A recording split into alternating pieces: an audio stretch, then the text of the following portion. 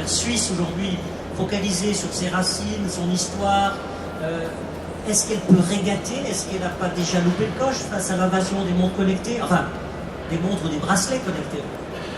Non, je pense qu'on a raté le coche, mais comme vient de le dire, il y a un autre espace pour nous. Je pense qu'on n'arrivera jamais. Je pense que Biver se trompe totalement avec Taguer. Il est en train de couler une montre, là, une marque.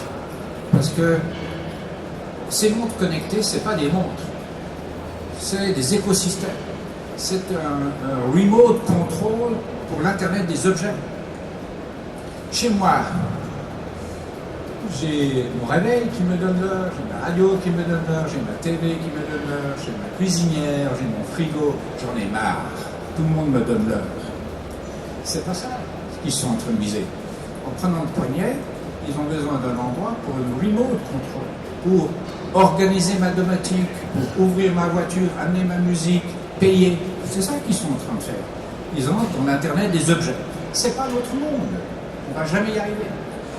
Par contre, évidemment, sur le poignet, il y a plein de choses qu'on peut y mettre. On peut faire des communications très locales. Un des exemples très importants. Depuis 2000 ans, le médecin, depuis 2000 ans, quand il a un malade, il lui prend son poignet.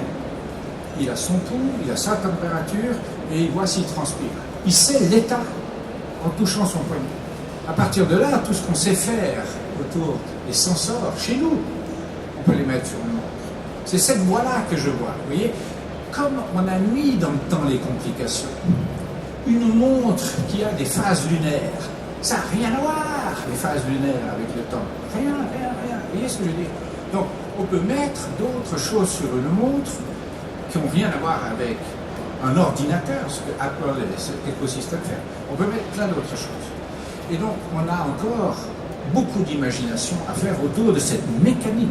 Donc, je crois à ce que vous avez dit aussi, très important ce qui vient d'être dit avant, c'est qu'il ne faut pas regarder le temps court, il faut regarder le temps long. Ce n'est pas porter deux montres qui compte, c'est les porter dans le temps.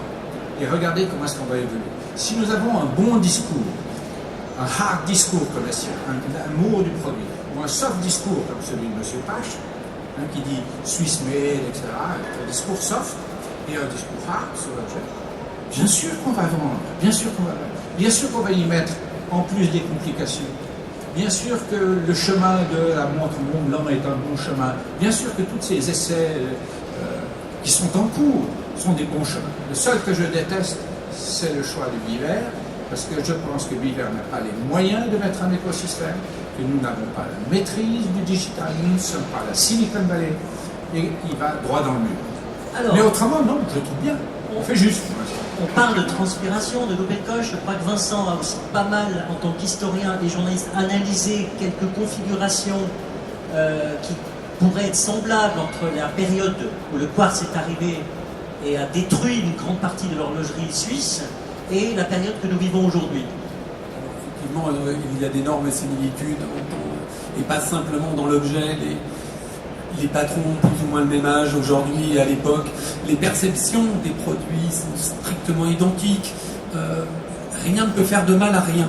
Moi je dirais, la montre connectée, toujours, on est au balbutiement, on est au tout début d'une nouvelle aventure. Je dirais, il ne faut pas en avoir peur. Il faut la comprendre, voir ce qu'elle peut apporter, comme le disait M. Comtesse, ce que l'horlogerie suisse peut apporter à cet univers-là. Et je ne dirais pas, c'est pas en avoir peur qui va la faire grandir, l'horlogerie suisse. C'est de savoir dominer un univers dans lequel l'horlogerie suisse a une part à prendre. Effectivement, mesurer le pouls, il y a plein de choses à faire. Mais le quartz, c'était une autre aventure, c'était deux mondes qui s'opposaient. Là, il y a trois mondes qui s'opposent, et je pense que la montre connectée va faire plus de mal à l'horlogerie à quartz traditionnelle qu'elle va nous faire à l'horlogerie traditionnelle. Maintenant, il est évident que tous les univers sont interpolés et que ça aura un effet sur les trois. Si je peux me permettre, il y a eu quand même des innovations extraordinaires. On parlait que ces gens-là sont intéressés par le paiement. Or, on sait très bien que le Swatch Group avait mis un système de micro-paiement à une époque qui a été utilisé même pour les remontées mécaniques. La T-Touch, c'est quand même du verre tactile avant l'arrivée de l'iPhone. Alors, monsieur Pache, face à ces immenses découvertes, ces innovations qui montrent qu'il y avait déjà des éléments bien avant que ce bracelet connecté arrive. Qu'est-ce qu'on peut dire là-dessus? J'aimerais rebondir sur ce qu'a dit M. Comtes. Est-ce que ce sont des montres? Est-ce qu'on est dans l'univers de l'horlogerie? C'est dans l'horlogerie, dans l'univers de l'horlogerie, que l'horlogerie suisse, effectivement, a quelque chose à démontrer, et peut-être moins dans un univers qui n'est pas le sien. Et c'est intéressant de voir comment évolue d'ailleurs la réaction des corps institutionnels à cette question. Vous savez peut-être que tous les produits doivent être catégorisés. Pour le commerce international, tous les produits sont placés dans des catégories pour des questions de droits de douane, de règles anti-dumping, etc. C'est intéressant de voir que l'Organisation mondiale des douanes, qui est le grand Manitou dans ce domaine-là, classe les smartwatches, donc les montres connectées, je dirais pures, comme l'Apple. Il ne les classe pas dans l'horlogerie, il les classe dans les produits électroniques. Donc, on sort de l'univers de l'horlogerie. On n'est pas dans la classe 14, en fait. Non, attendez, je parle du droit douanier, on est dans la classe 85, produits électroniques, et pas dans la catégorie 91 qui est l'horlogerie. Deuxième exemple, l'Organisation mondiale de la propriété intellectuelle, donc les gardiens du temple, de la création, brevets, marques, etc., ils font la même réflexion. Le monde de l'horlogerie, c'est la classe 14, et ils classent les montres connectées dans la classe 9, produits électroniques. Donc là aussi, on est en train de sortir ces produits du monde de l'horlogerie. Après, comme ça a été aussi dit, il y a une large palette de ces produits-là, où on aura peut-être la montre Apple, et puis l'autre côté de la palette, c'est des montres hybrides, comme on en voit maintenant sur le marché, qui sont des produits horlogers avec cadran, aiguille, mouvement, et des fonctions de connexion. On pourrait dire que ces produits-là sont des montres, les Apple Watch pas. Après, il faudra savoir où on met le curseur entre deux. Ce serait une question aussi de jurisprudence et de pratique. Je suis très très heureux d'apprendre qu'il risque d'avoir un paravent qui va bloquer un peu cette invasion. Mais honnêtement, on est quand même, si on prend le point de vue de la co-traitance horlogère, on est quand même face à des montres, parce que les bracelets, c'est les mêmes matériaux, les verres, c'est les mêmes acteurs, très souvent d'ailleurs situés dans le même endroit géographique. Ne nous cachons pas, je veux dire, l'Apple Watch, c'est Cupertino Design Made in China, l'horlogerie suisse, c'est Swiss Design, parfois Made in China, mais surtout on communique Swiss Made. Comment est-ce qu'on est quand même face à des gens qui prennent aussi bien les mêmes machines, les mêmes matériaux pour arriver à faire des bracelets, des aiguilles, toutes ces choses-là. Donc c'est quand même de l'horlogerie. Non, mais dans du transversal, c'est logique, mais regardez les trois panneaux derrière nous, c'est les trois secteurs différenciés, mais qui collaborent, et dont certains travaillent dans les trois domaines, d'autres pas, donc voilà, il n'y a rien de surprenant à ça. Voilà. Alors, Monsieur Dufour, est-ce que vous allez, vous, un jour, acheter une smartwatch et la porter? Vous avez bien un iPhone? Pourquoi pas? Par curiosité, pour tester le produit, oui, pourquoi pas. Mais pas forcément la porter. Ce qu'on peut peut-être juste rappeler, c'est que M. Dufour est si on prend le Japon, par exemple, Seiko, qui a posé le quartz, c'est une star chez Grand Seiko, parce que je crois que là-bas, les horlogers travaillent avec des portraits de M. Dufour pour s'encourager. Donc c'est vraiment notre maître à tous. Hein. Je ne sais pas si c'est pour s'encourager. C'est pour copier plutôt. Mais... Alors, monsieur. Non, ils ont effectivement des raisons. Ils ont une très grande admiration. Je rentre aussi du Japon pour nos maîtres d'horloger, c'est vrai. Mais parce que c'est très curieux. Donc les Japonais qui nous avaient attaqués dans les années 70 et 80 avec la quartz, en fait, n'ont pas réussi à s'en nourrir. Seiko, qui produit 120 millions de moteurs quartz, on a été visiter cette usine, ils les vendent à moins de $1 pièce. Ils ne se font pas un rond avec ça. Pas un rond. Et dans le fond, ils ont une grande admiration sur l'horlogerie suisse qui a été sauvée, non pas du tout par Elmar Mock, mais c'était juste, Elmar est un symbole, mais en fait c'est l'horlogerie de luxe qui a sauvé l'horlogerie. Et je voulais juste rendre un hommage à une chose importante qu'on a un peu oubliée. Dans les années 80, il y a un type qui s'appelle Franco Coloni, je ne sais pas si vous connaissez, qui était vraiment la tête pensante du groupe Richemont et qui a inventé ce concept de haute horlogerie. Haute horlogerie, c'est un concept qui existait déjà au milieu du 19e pour séparer en fait les montres de type haute précision qu'on utilisait dans le monde de la navigation et puis le reste, les montres gousset, etc. Et pendant plus d'un siècle, ce terme a disparu. Et Franco Coloni l'a rétabli un peu pour distinguer, dans le fond, ce renouveau de la mécanique. C'était ça son idée. La semaine dernière, ou il y a 10 jours, le groupe Richemont a abandonné ce terme. Je ne sais pas si vous avez noté ça. Mais ils ont annoncé que dans leurs 3 groupes, ils ont décidé qu'il y a Cartier, Van Cleef d'un côté, joaillerie, ils appellent ça maintenant, montre de l'autre côté, et le dernier groupe, autre. Là, c'est, dans le fond, ils ont un service internet, ils ont mis Montblanc là-dedans. Ils ont abandonné le mot horlogerie. C'est étonnant. Mais je trouve que c'est logique. Ça veut dire qu'ils sont déjà partis dans l'offensive dont vous parlez. Quelle est l'offensive? C'est le luxe. C'est refaire ce que vous avez donné de manière émotionnelle autour du produit, mais ce produit fait main avec des matériaux de haute valeur et de haute qualité et cher. Ça, c'est ce qui marche chez nous. De 2000 à 2015, les statistiques de votre fédération montrent bien qu'on a produit moins de montres en Suisse en 15 ans. Moins. Environ 1,5 million de moins. On a doublé notre chiffre d'affaires. Qu'est-ce qui s'est produit?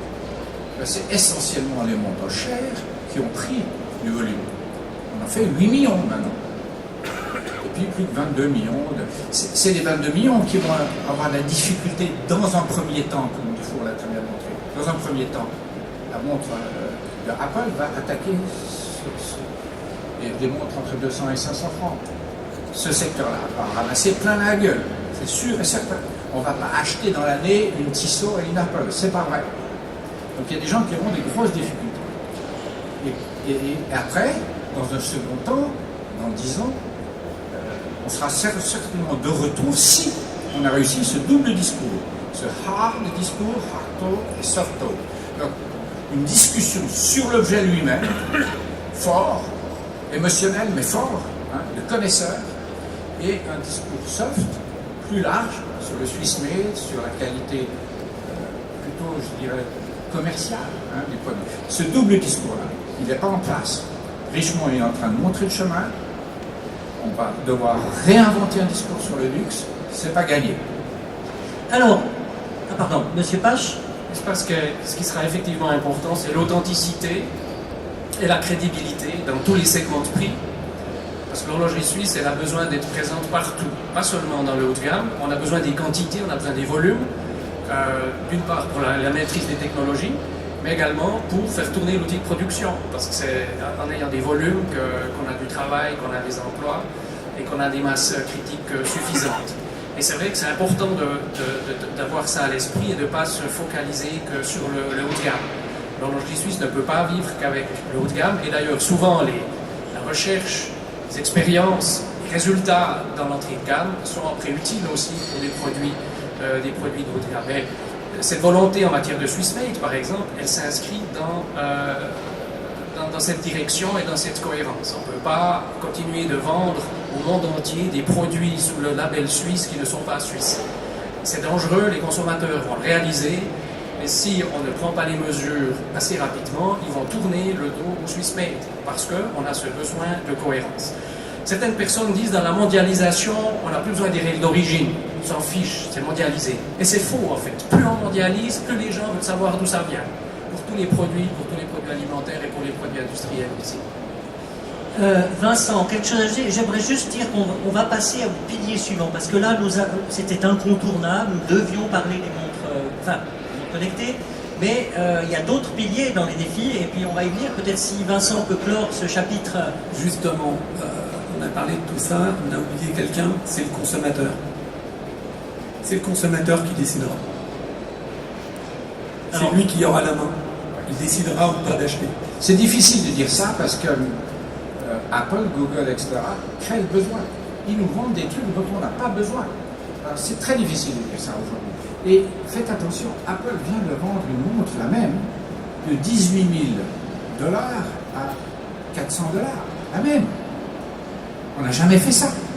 Donc ils sont en train de redéfinir des codes. Faites attention. Je pense qu'on vit une transition violente. Parce que beaucoup de choses changent en même temps. C'est ça. D'accord, il y a d'autres marques qui ont essayé de vendre des produit à des prix très différents et ils se sont cassés la figure sur ça.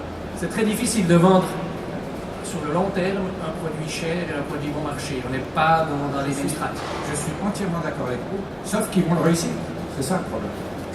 Alors, Une fois que la guerre est terminée, concession la guerre.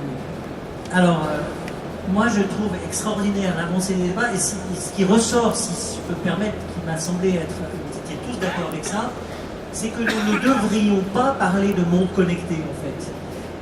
On devrait parler de bracelets connectés ou d'objets informatiques. Alors je lance à la fin de ce chapitre peut-être la suggestion suivante. Est-ce que vous tous qui êtes dans cette industrie, qui travaillez dessus, est-ce qu'on pourrait simplement se priver, chaque fois qu'on a ce mot qui vient à la bouche, de le prononcer et de dire simplement on remplace par bracelet connecté? On ferait avancer un peu le schmilblick. Il ne sert à rien un arbre ne cache pas la forêt. On parle d'un montre à quartz, il n'y a pas de raison. Après, c'est une question individuelle. La vision de Vincent. D'accord. Alors, dans les autres défis, on a parlé de la France-Suisse, on arrive sur un chapitre économie, qui est donc la cherté du franc suisse, qui est aussi peut-être la systématique des verticalisations, et je crois que ça concerne aussi beaucoup de gens de la sous-traitance, qui ont à un moment donné ou un autre reçu une offre pour être rachetés.